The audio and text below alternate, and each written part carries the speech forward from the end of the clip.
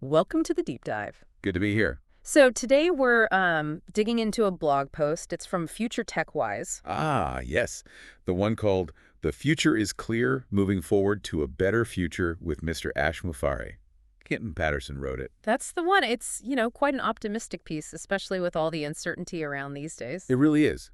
Stands out a bit. Yeah. So our mission kind of is to unpack that. What's the core argument? How does Patterson suggest we actually get to this better future he talks about? Well, right off the bat, he puts Mr. Ash Mufareh front and center, doesn't he? He does. Very central figure. Yeah, presented as not just watching change happen, but really driving it through passion, innovation, and this phrase, heart-led leadership. Heart-led leadership. That phrase definitely jumps out. What's your take on that emphasis? It's interesting. It suggests, that progress, especially tech progress, shouldn't just be about the bottom line or the tech itself. Right. More than just faster chips or bigger profits. Exactly.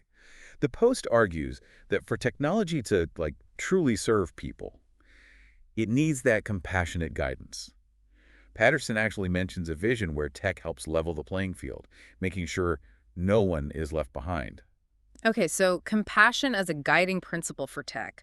Does the Post give specific examples of this heart-led approach? That's a good point. It talks more broadly about the effect of this approach. It sort of expands the view, suggesting this future isn't just one person's idea. So it becomes more about us, everyone else. Pretty much. Patterson writes about teachers, entrepreneurs, students, all sorts of people finding clarity in action. And the implication is they're inspired by Mufareh's example. Okay, so it's not just top-down. It's sparking something wider. That seems to be the idea. It shifts from, a single leader showing the way to more of a collective thing. A movement where individuals feel empowered. There's that imagery of crumbling walls becoming windows to possibility. Right, opening things up for everyone. Yeah, it really leans into that idea of widespread involvement. And that ties into unity, doesn't it? The Post stresses that theme. It does. The author argues the real power, right now, is people coming together, co-creating the future. And Mufareh's role, according to Patterson, is fostering that belief in the strength of working together. Apparently so. Leading to a future that's clear because people are collaborating.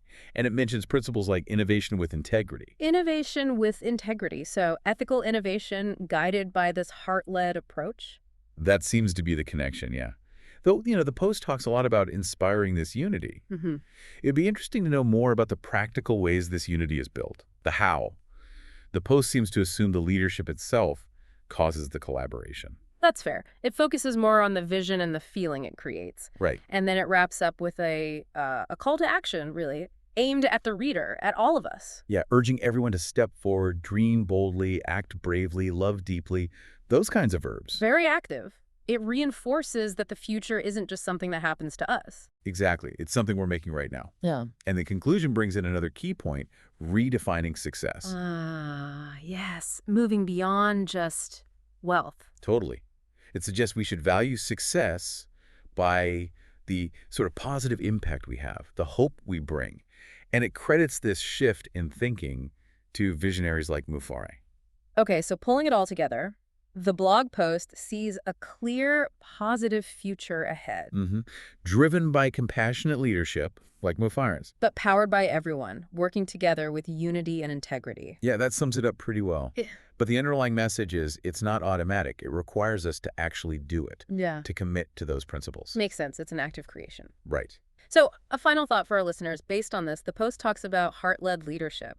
How might applying that idea, maybe more compassion, more focus on positive impact in your own sphere, how might that contribute to the kind of future you want to see? Something to think about. Definitely food for thought. Thanks for exploring this perspective with us on the Deep Dive.